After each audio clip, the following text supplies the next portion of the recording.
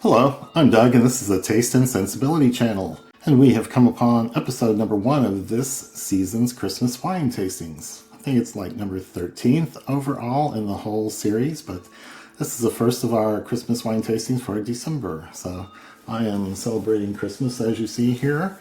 I try to celebrate Jesus Christ every day because of the way he changed my whole life. One of the big themes in my wine tasting, until further notice, is that I'm concentrating on the wines of Spain, Argentina, and Australia, because you can get some of the world's best wines without paying California prices or Burgundy prices, and get to explore quite a number of grape varieties. And one of them that we're looking at today is called Monastrell. It doesn't say that anywhere on the front of the label here. It just has the producer's name and a region it came from. On the back it says Monastrell 2019, made with organic grapes. So this is a Spanish producer from the region of Jumilla. And the other one is Sierra de Enmedio Monastrell, Old Vines. 90 points by James Suckling, it says here on a sticker. So this is a 2018 vintage. And this is a 2019 vintage. And I've tasted these before. I've had them back in April of 2023 just to see what they taste like. They're often part of a GSM blend from the southern Rhone in France. And the M there is the French name for this grape, Morvedre. Here it's called Monastrell. And might have different names in other countries, but vast majority of this grape is grown in Spain and then in France, and then it tapers off so much you can't find it from other countries usually. So I've been using Wine Folly by Madeleine Picat as my guide here, and she has a 2-page spread on Monastrell explaining flavors, where it's grown, and how it might change. Extra expanded flavor wheel and 3 examples of wines from different regions and how it displays differently depending on where it's grown or local features. So I'm just going to dive in here and compare these 2 wines and see if I can tell differences. I've got my notes from the last time I tasted them. I think I only took notes once, so I'll see if it's different today or if I've changed, or maybe the wine's changed in the bottle. But the first thing we do is usually color. So I'm going to take the Juan 2019 wine and put it down. Oh, it's not very dark. I'd say it's a little garnety. It's not a ruby. It's not a purple. It's got a lot of orange to it. Orange or yellow. So I'm seeing it's not ruby. It's garnety all around the edges. It's pretty easy to see through up to a point. So that's interesting. That's not the colors I reported back in April, but I was not very experienced back then. And the other one is more red, more in the direction of ruby. But it's light. I can see through more of it than I can see through this one. So that's interesting that I'm now detecting the colors a little differently than I did less than a year ago. So that's how I usually try to start off, and what's something I usually forget. So now on the nose of the Juan Heel. It's fruity. It's like blackberry, raspberry things. Trying to decide if it's more black or more red. I'd say there's blackberry there. Raspberry, strawberry, maybe a vague plumminess, and something like baking spices. It's hard to say exactly what. Very soft nutmeg, very soft clove.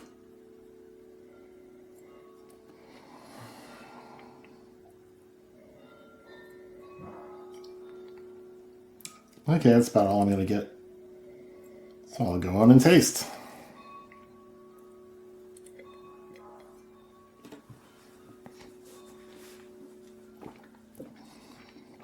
Oh wow, okay. It is acidic, and I can tell there's some tannins on it. from the skins or the oak. It does mention something about oak in the back label here of the Juan heel. Okay, so wow, it's not sweet at all. It is raspberry, strawberry type fruitiness. Tannins kind of grow in from the mid palate on and finish out. Yeah, it's tanniny, and I'm picking up some acidity too. Let me try that again.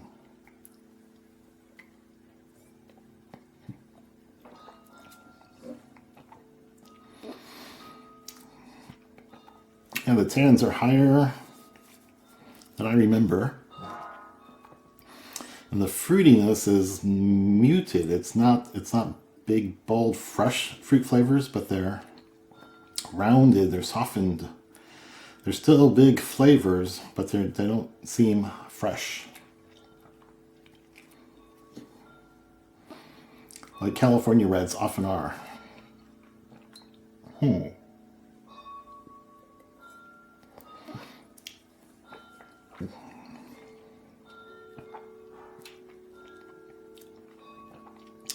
So, yes, I like this. I don't think it has changed. I don't think the wine has changed since I tasted it last. And I'm going to check my notes from when I tasted it the first time in April of this year. Strawberry, raspberry, baking spices, old things, fennel, anise, nutmeg. Wow, I had quite a list. Maybe it has changed. Lively spice from the start. Peppery ginger has a pruny raisin note. Oh, it is 15% ABV, by the way. That's more than medium. I said a medium plus body, medium tannins, medium minus acidity, and not very sweet. So that's really interesting. So this would go. This would go with all the usual red wine stuff, red meats.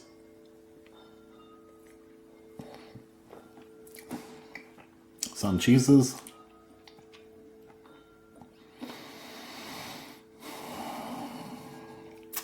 And I would think some spicy foods.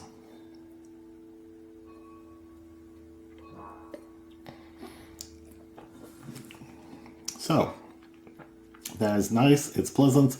The wine may have shifted a little bit and may have lost some of its freshness, or the top end of things. So I didn't write down much about the freshness of the fruit at the time, but the other spices, the long list of spices and things I could pick out, kind of surprised me at the time. And maybe they are just a smear of it is gone. Some of those top notes are gone with the maybe a little oxygen getting in somehow. So this has been stored on its side since the hole. It's had 2 or 3 holes put in the cork now with the Corvin, and oxygen can get in that way. But there's no leak or spot of wine coming out. But whatever, the corks breathe a little bit. Now, a little mouth cleanse. And move on to the Sierra de Enmedio. From Old Vines, it says.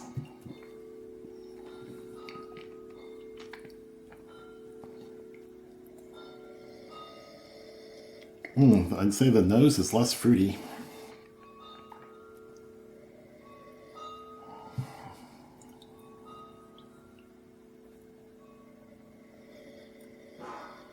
It seems like raspberry, strawberry.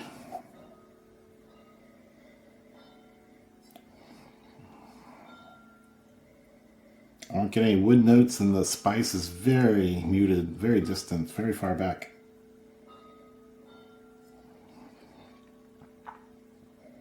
So I don't know if that's wood or something in the grapes or other winemaking process.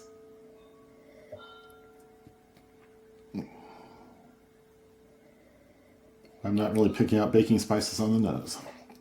So let's go in for a taste.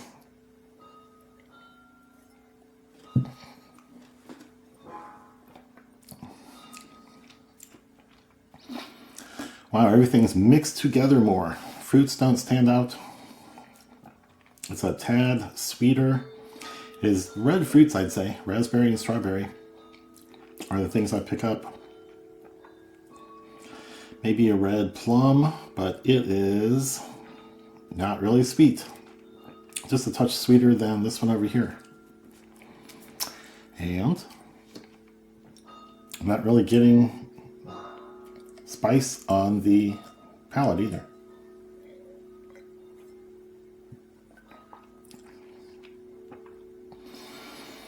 That would come from the oak aging, I would think, for the most part. Let's see what it says back here. Selection of Monastrell grapes from the oldest vineyards, bush vines, and drylands located on the slopes of Sierra Enmedio, which is a mountain or a range or something. Soils are calcareous and stony, and it doesn't say anything about oak, but probably had some oak aging, I would guess. But I'm not tasting much of it. Tannins are there for sure, and the acidity is maybe hiding a little bit more than the acidity over here, which didn't really stand out. It's just a good overall mixture of characters. The fruitiness, the acidity, the tannins. I am really enjoying both of these. They're a little bit different, and this one's more interesting to me, and I would rank it higher.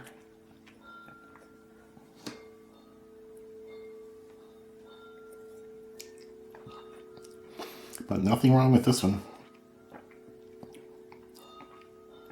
Yeah. So it's an interesting grape, and they just use it like 5% in those Rhone blends. And those GSM blends are very often 75% Grenache, 20% Syrah, and only 5% Morvedre. And I'm not sure what they're getting with the Morvedre that they add. But I just wanted to taste that particular grape on its own so I could figure out a little more about the contribution it makes. So it is fairly deep and rich overall, and the fruits don't stand out so much on their own that I can't separate the fruits very much over here. Over here, definitely smell and taste the raspberry strawberry components.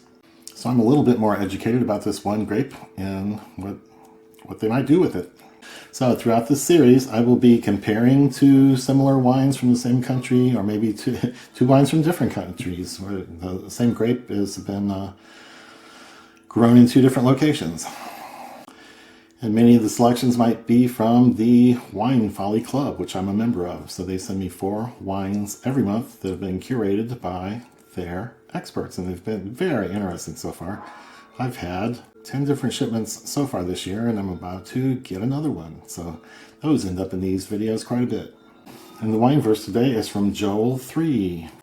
And in that day the mountains shall drip sweet wine, and the hills shall flow with milk, and all the stream beds of Judah shall flow with water, and a fountain shall come forth from the house of the Lord. So I'm expecting a good 5 or 6 wine videos in this series during December. So come back for that, and Merry Christmas.